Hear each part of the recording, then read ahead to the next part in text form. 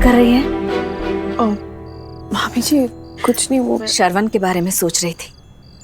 नहीं, एक्चुअली हाँ, वो नानू ने जो कहा है उसके बारे में। जब प्यार है तो फिर सोचना क्या बेटा? भाभी जी मुझे सच में नहीं पता कि श्रवण की तरफ से क्या है, वो प्यार करता भी है या नहीं। देख बेटा, हम जानते हैं कि हमने तुझसे हमेशा कड़वा बोला, लेकिन तेरा बुरा कभी नहीं चाहा। इतना तो जानती है ना अपनी मामी के बारे में? हाँ? मामी जी आप कैसी बातें कर रहे हैं? आपने आज तक मेरे लिए जो कुछ भी किया है ना, बहुत ज्यादा किया है। तब तो तू ये भी समझती होगी कि अपनों से दूर रहने का दुख क्या होता है। बेटा अनुज टाइफाइड जैसी बीमारी में भी अकेला डॉक्टर को दिखाने के लिए गया। खुद से खाना बनाना सब कुछ उसने खुद किया, यहाँ तक कि वो अपनी बहन की शादी में भी नहीं आ पाया। सुमन, मैं एक माँ हूं, लेकिन एक हद तक चीजों को समझ सकती हूँ, मजबूरियां, दुनियादारी। लेकिन एक माँ का जब दिल दुखता है ना, अपने बच्चे से मिलने की तड़प उठती है, तो उसे कुछ दिखाई नहीं देता। अब इस दुख से तू ही हमें निकाल पाएगी बेटा। मैं? तू, तेरा एक फैसला। बाबूजी की तबीयत के बारे में तो तू जानती है ना। देख सुमन, जब तक तेरी शादी नहीं हो जाती, हम अनुज के पास अमेरिका नहीं जा सकते। बाबूजी भी हमारे साथ जाने के लिए तैयार नहीं होंगे।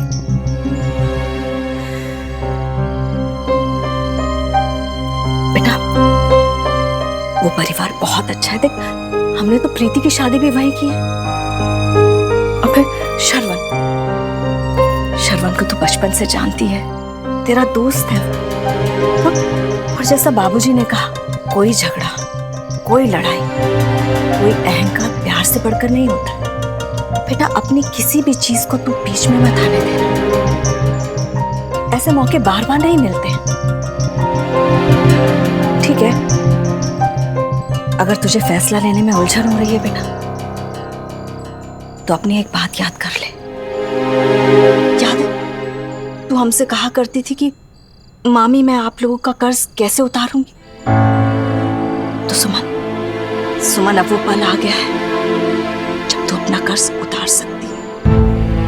बेटा, तेरा एक ये फैसला हमें हमारे बेटे के पास पहुंचाने का रास्ता दिखा देगा। अपना न सही, लेकिन हम सबके बारे में सोचकर फैसला कर।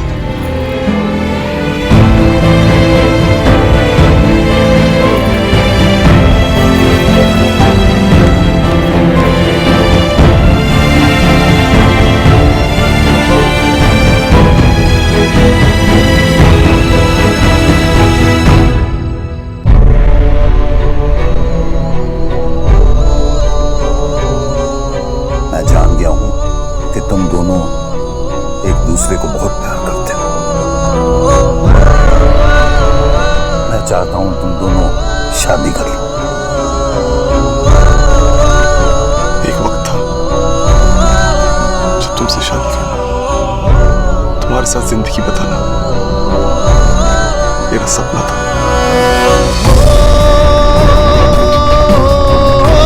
लेकिन आज वही सपना कड़वी सी याद बन के रह गया है। प्यार तो बहुत दूर, तो नफरत भी बहुत कम पड़ रही है तुमसे निभाने के लिए।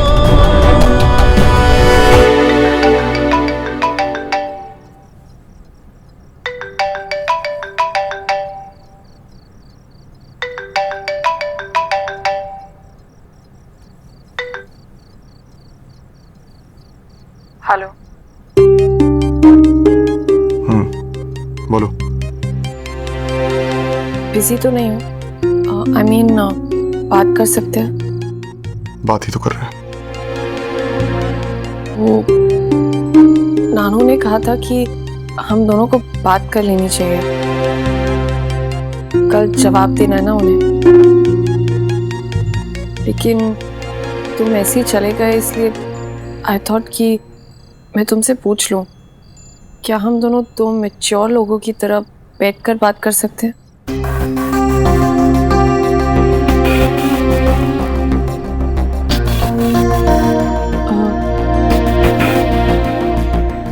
श्रवण, देखो आई नो अचानक से इस तरह की बातें करना it's very uncomfortable, trust me. मैं कभी नहीं चाहूंगी कि तुम किसी भी ऑकवर्ड सिचुएशन में फंसो,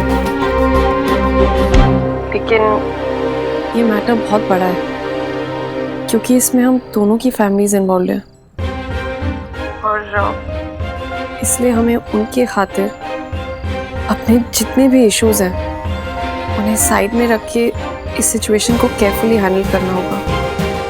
क्लियर करना होगा कि क्या कहें और कैसे, क्योंकि हम दोनों की फैमिलीज हमारे जवाब का बहुत इंतजार कर रही होंगी।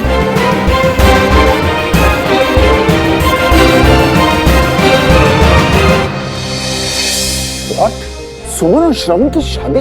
तिवारी जी ये क्या बोल रहे हैं आप? क्या बात है रामनाथ, इस तरह क्यों चौंक रहे तुम? क्या तुम इस रिश्ते से खुश नहीं हो? सुमन तुम्हें पसंद नहीं क्या?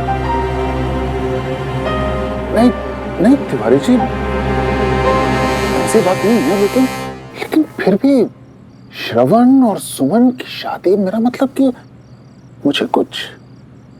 तुम्हारा चेहरा बता रहा है रामनाथ, कोई बात है जो तुम्हें परेशान कर रही है। जो भी है कहो। कहीं सुमन के साथ हुए हादसे में सुमन को गुनहगार मानकर तुम परेशान तो नहीं हो? तिवारी जी, आपने मुझे इतना छोटा समझा है कि ऐसी कोई बात नहीं है। मैं तो बस ये सोच रहा था कि सुमन और श्रवण दोनों कितना अलग अलग हैं तिवारी जी। और शादी जैसे मामले में दो लोगों की सोच मिलना, उनकी कंपैटिबिलिटी मैच होना बहुत जरूरी होता है, ये तो आप भी जानते हैं। और यहां तो I am not even sure कि दोनों के लिए एक दूसरे के लिए फीलिंग्स हैं भी या नहीं। तिवारी जी, जो भी है सिर्फ उनके बचपन की दोस्ती है और कुछ नहीं। सोचते तो हम सब भी यही थे, लेकिन सच शायद कुछ और है। सुमन और श्रवण एक दूसरे को प्यार करते हैं, हमें अभी पता चला। हाँ, कुछ टाइम से उन दोनों के बीच कुछ मनमुटाव था, लेकिन वक्त जब दो इंसानों को एक दूसरे से दूर ले जाता है तो वही वक्त कभी उनकी नादानियां उन्हें बताकर करीब भी ले आता है। प्यार तो है ही, दबा हुआ से ही। देखा नहीं तुमने, श्रवण ने आदित्य को सुमन से बदतमीजी करने के लिए किस जुनूनी हद तक मारा था? क्या वो प्यार नहीं था? संस्कार तिवारी जी, संस्कार। श्रवण जो है वो एक बहुत ही अच्छे संस्कारी परिवार का लड़का है और किसी भी लड़की की इज्जत बचाना उसका फर्ज था। और ऐसे मामले में गुस्सा आना स्वाभाविक है, ये आप भी जानते हैं तिवारी। ये लड़की कोई भी। ठीक है, मान लिया, तुम जो भी कह रहे हो वो सच है। और अगर सुमन और श्रवण दोनों में से किसी एक ने भी इस रिश्ते के लिए इनकार कर दिया तो मैं ये बात आगे नहीं बढ़ाऊंगा। लेकिन एक वादा तुम्हें भी देना होगा, इसे गुरु दक्षिणा समझ लेना। इतना तो मेरा हक है। जी तिवारी जी, आपको पूरा हक है, कहिए। अगर श्रवण और सुमन दोनों ने इस रिश्ते के लिए हाँ कह दी तो तुम उन दोनों के बीच नहीं आओगे, बल्कि तुम उन दोनों की मदद करोगे।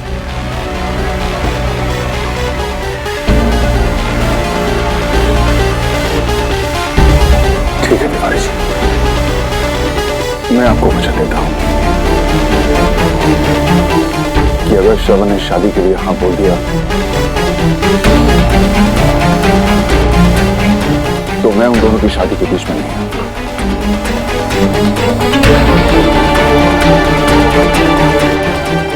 शादी के लिए कभी हाँ नहीं कहेगा,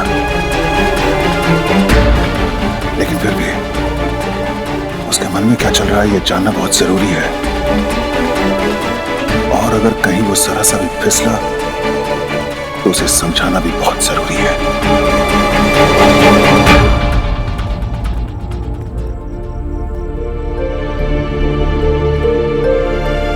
रवि, एक गिलास पानी लेकर आना।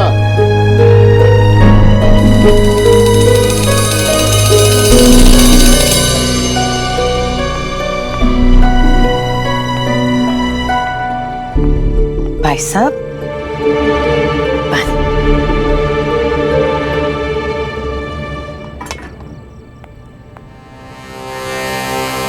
क्या बात है भाई साहब, बहुत परेशान लग रहे हैं। कोई गल हो गई है? आपकी वो मीटिंग ठीक तो रही? हाँ, मीटिंग तो ठीक थी, बस ऐसा कुछ नहीं। ऐसे कैसे कुछ नहीं? भाई साहब, आपकी शक्ल बता रही है आप बहुत टेंशन में हैं। क्या बात है, बताइए ना। ऐसा कुछ नहीं है, बस वो ऐसे ही कुछ है। श्रवण और सुमन की शादी की बात को लेकर परेशान है। श्रवण ने बताया। क्या भाई साहब, अपनी से ही बातें डिस्कस नहीं करेंगे, अपना मन हल्का नहीं करेंगे तो किससे करेंगे आप? बताइए ना, क्या बात हुई तिवारी किला में? क्या कहा तिवारी जी ने?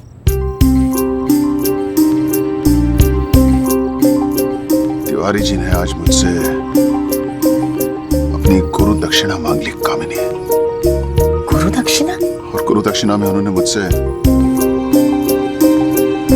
श्रवण और सुमन का साथ मांगा है और कहा है कि अगर वो दोनों इस रिश्ते के लिए राजी हो जाएं तो मैं बीच में ना हूं। हाय रब्बा, अब आप क्या करेंगे भाई साहब? सुमन इस घर की बहू नहीं बन सकती, ये बात होता है। हालांकि ये और बात है कि शायद इसके लिए मुझे कुछ करना भी ना पड़े। श्रवण खुद ही मना कर देगा इस शादी के लिए।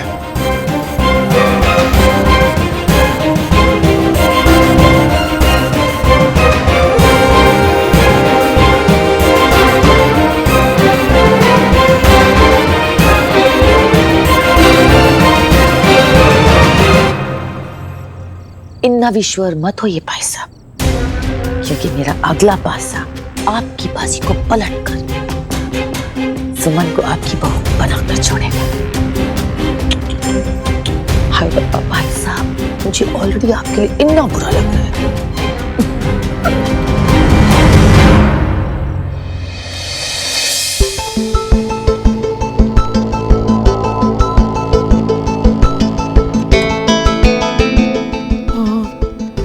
तो क्या सोचे?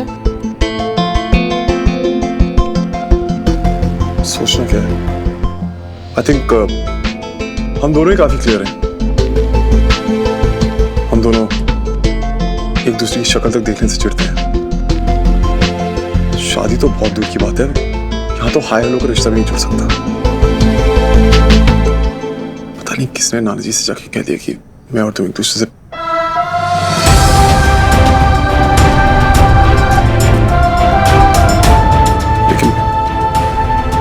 ऐसा कुछ नहीं है। तो जब कोई रिश्ता ही नहीं है तो फीलिंग्स कहां से होंगी?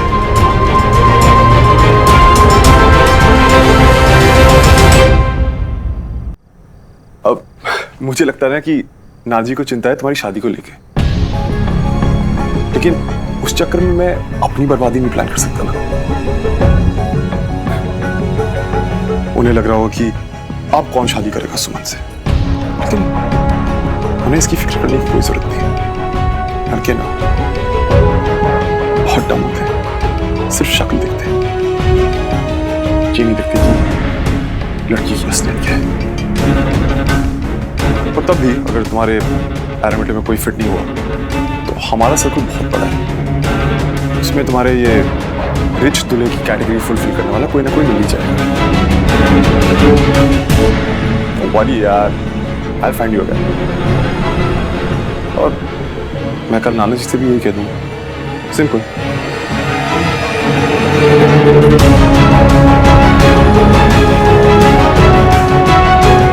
तुम क्लियर हो, it's good, very good.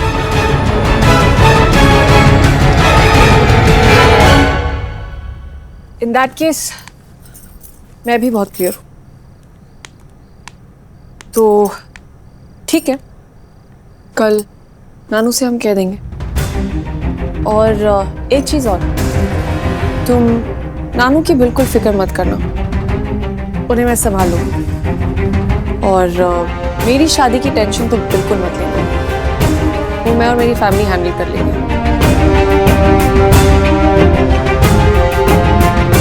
And you were right, लड़के तो काफी मिल जाएंगे, वो वाकई बहुत डम होते हैं।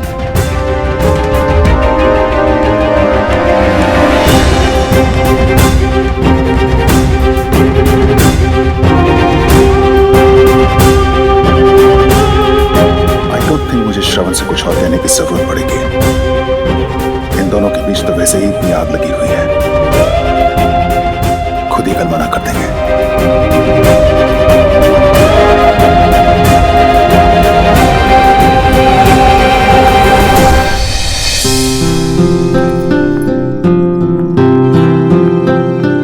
प्रीति पुत्र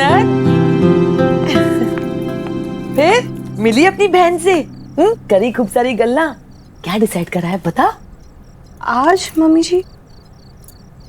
आज नहीं पुत्र, अभी अभी अभी सुमन श्रवण से मिलकर गई है। मुझे लगा तुझसे मिलने आई होगी, खूब बातें करी होंगी तुमने, गल्ला शल्ला हुई होंगी, और तुझे पता चल गया होगा कि कल क्या होने वाला है। ले, तुझे तो कुछ पता ही नहीं। चल कोई गल नहीं, फोन लगा, फोन पर बात करके पता करते हैं। ये तो बहन है, खुद कर बताएगी तुझे कि उन्होंने क्या डिसाइड करा है? पर मम्मी जी अभी तो दी रास्ते में होंगी ना, तो मैं बाद में ही करती हूँ। तो तूने कौन सा फोन करके महाभारत सुनानी है उसे? है 2 मिनट की गल तो है, तो उतावली नहीं हो रही है जानने के लिए कि उन्होंने क्या डिसाइड करा है? अरे रब्बा, मैं तो मर ही जा रही हूँ। स्वार्थ है ना मेरा इसमें। एक तो मुझे तेरी जैसी इतनी सोनी नो मिली, और दूसरी की चाहत है इतनी होनहार, इतनी चंगी। मैं तो चाहती हूँ ये रिश्ता हो, है? फिर तुझे भी तो अपनी बहन मिल जाएगी साथ के लिए, कितना मजा आएगा। बस इसीलिए चाह रही थी पता लगाना कि क्या डिसाइड करा है उन्होंने। लगा ना फोन, चल ना। ठीक है, रहती हूँ।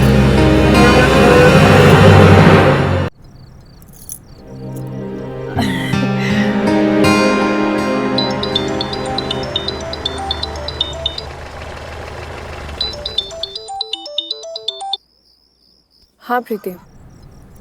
दी, आप आए थे और मुझसे मिले भी नहीं। हाँ वो श्रवण से मिलने आई थी, नानू को कल जवाब देना है। अच्छा, तो क्या डिसाइड हुआ?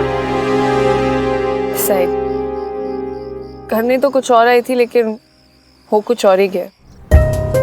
क्यों, क्या कहा श्रवण ने? कहाँ से शुरू करूं मैं समझ नहीं आ रहा है। बस ये समझ ले कि हम दोनों का कुछ नहीं हो सकता है। Answers no. हाँ, पर क्यों? शायद प्रीति हमारी डेस्टिनी में यही लिखा है। श्रवण ने साफ मना कर दिया।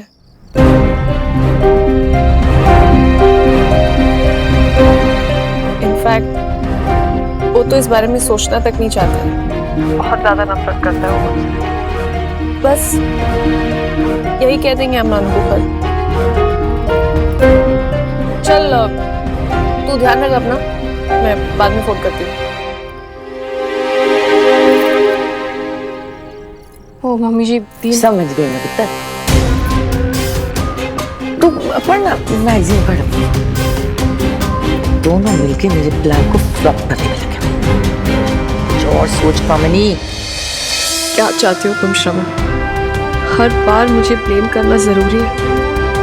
क्या कभी ऐसा नहीं होगा कि तुम भी मेरा मन पढ़ सको, जान सको कि मैं क्या चाहती हूँ? लेकिन नहीं, एक तरफ मेरी इज्जत के लिए किसी की जान लेने को तैयार, और दूसरी तरफ मुझे नीचा दिखा के तोड़ देते हो।